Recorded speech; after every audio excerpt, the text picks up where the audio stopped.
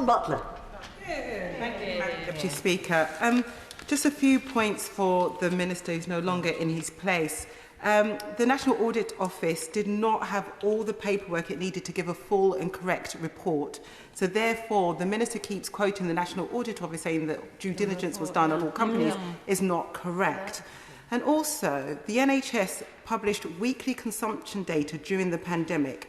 So really the question is, how on earth did we come to buy 5 times more PPE than we actually needed? Exactly. It makes no sense. And there's a lot of evidence and paperwork on the Good Law Project website, just for the Minister's reference. But, Madam Deputy Speaker, coronavirus pandemic has been a nightmare for everyone. It was a time of national pain and loss, and for some, it was unspeakable. They lost loved ones, I lost loved ones, and it was also financially damaging for the country. But it is absolutely shocking and unforgivable that some people took the opportunity to see this crisis as an opportunity to seriously line their own pockets, making money out of the misery we all went through. Let's be clear, this money is not free money. This money comes from working people through taxation. And the government's been pickpocketing the working class to fund the lifestyle of the rich. And we still don't know the true extent of the misuse of public money. And that's why this motion is important today. Because even though I and many others have been asking questions for 3 years, what comes back from the government is really quite sparse. And we're having to piece together the information. And that's not good enough for a government. We need to be transparent and honest. And the public deserve to know who was given public funds and how many had links to the Conservatives and what they were paid for. Because I often ask, what were they paid for? What kind of PPE? How many and how many did we receive? And the Minister never comes back with that information. So if the Minister's got the facts and figures for each company broken down, I'd appreciate that the Minister puts that in the diary. And apparently, according to the Minister last week, some companies were paid for PPE even though we had enough PPE in stock. So, and I said, was that deliberate? And he said, yes. And I think that's really quite strange. If we've got enough PPE, you're giving people more PPE, of course. Oh, God. The Honourable Member claims that we bought 5 times too much PPE. This is not the case. We did have 20% excess capacity against a worst-case scenario, which thankfully didn't materialise. But just to be clear to the Honourable Lady, it is not the case, as she keeps saying, that we bought 5 times too much PPE. It is simply not the case. Intervention. So can the Minister just clarify, if the NHS was given weekly stats and how much PPE was needed, how comes there's so much PPE in storage that's costing £750,000 a day to store? Would the Minister want to come back? Oh, the Minister's walked in at the right time. On that point, it's not the 700,000 figure you just quoted, but just on this point, it is not the case that we bought 5 times too much PPE. She keeps saying this. It's not the case. And Deputy Speaker, I suppose the facts will reveal itself when the Minister shows all of the paperwork and leaves it in the library, and then we can go through the facts and the stats and the figures together. I look forward to that. The thing is that, and we've heard earlier today that they're going through some figures now, Madam Deputy Speaker. I really think that to resolve all of this, to not even have this debate and conversation, just put all the paperwork in the library. We can all go through it together, and that is what's needed, of course. Giving way. She's making a really powerful speech, as she has done and spoken with incredible experience and heart throughout the last few years on this subject. But does she agree with me that it is particularly galling that we are seeing the former Health Secretary write a book on the pandemic diaries, and yet we are not able to scrutinise the facts and the evidence of the decisions that were taken, not just about the public's money, but also about the public's safety as well? Absolutely. My honourable friend makes an extremely valid point. And the thing is that I spoke in committee this morning, and I'm not going to read the book, but I think we really do have to scrutinise that book and cross-check the information that the Minister gave in committee to what he's put in his book.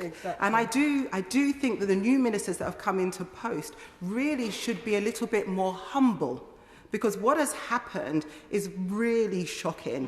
The cronyism and the corruption that has happened in the government in plain sight is truly, truly shocking. And now the government is spending £10 million burning PPE. I mean, it's like you're burning the evidence. You wonder why.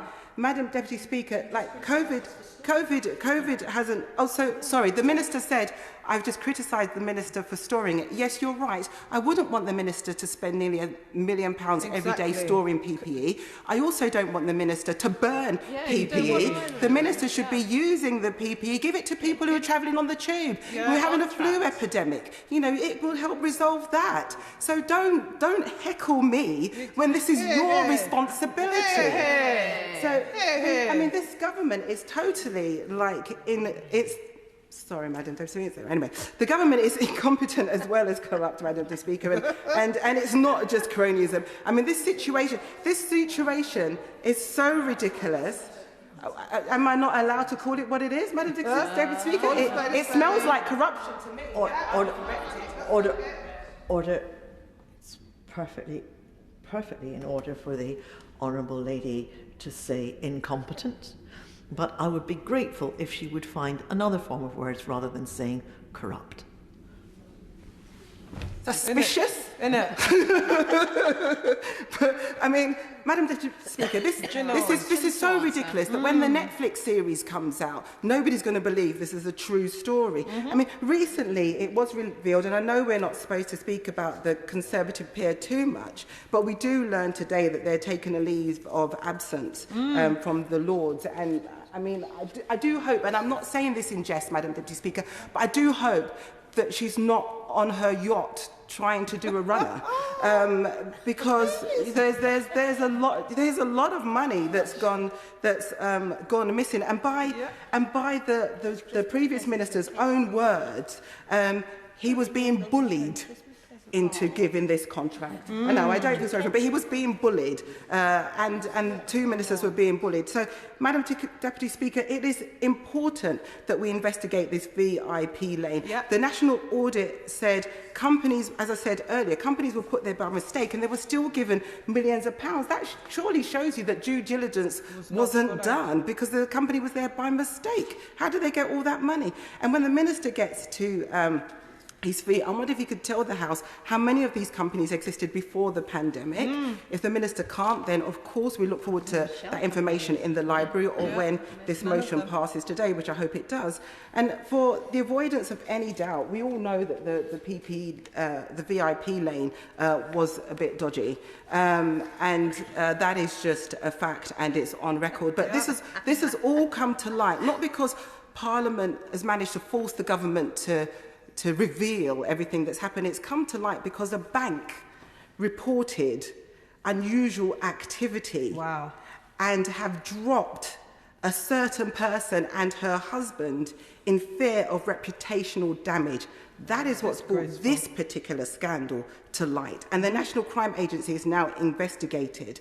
And the thing is this, the Serious Fraud Office is also investigating contracts, and as other people have said, this is just the tip of a very, very large iceberg. And the Serious Fraud Office is also investigating contracts won by another company, Pharmaceuticals Direct Limited, which paid a whopping £20 million fee to a middleman.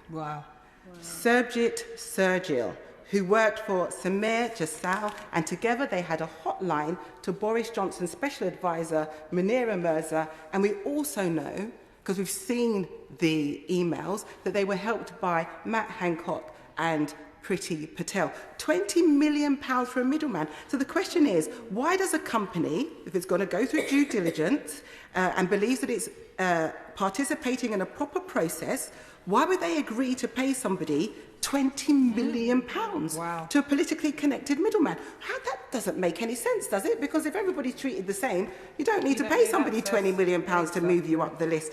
it's, you know, as I said, we can't say the word corruption. I'm trying to think of other words. Hopefully more will come to me and I will use those. But I feel that it feels very much like a cash for COVID contract.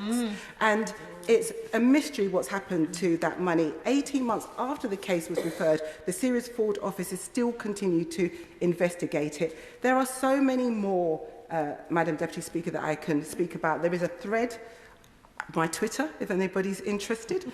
It talks about some of the other companies where there are huge questions to be answered. But the government needs to open up its books. The government needs to ensure that there is proper scrutiny. Because, yes, of course, we accept mistakes were made, and some of them were unavoidable. But the Health Department didn't do the fraud checks that it was supposed to do, and we had to push them, and it didn't come out to a whole year later. There's been negligence, but there's been something a little bit more sinister happening in government. And there's people who have stolen money from the public purse during a national crisis. Those people should be ashamed. It's not patriotic. Don't say I was doing it for the country. You're not doing it for the country when you're pocketing millions of pounds. It's not patriotic, Madam Deputy Speaker. It is a word that you're not happy with me using. They will have had the people who have taken this money unlawfully, really, but really it was helped by government ministers. But the people who have taken this money have had plenty of interest payments from their ill-gotten gains. But now is the time, during the cost of living crisis, to give that money back. And that includes, Madam Deputy Speaker, the donations that have been given from these people that have had a bung from this COVID crisis. The donations to the Tory party need to come back into the public purse. Thank you.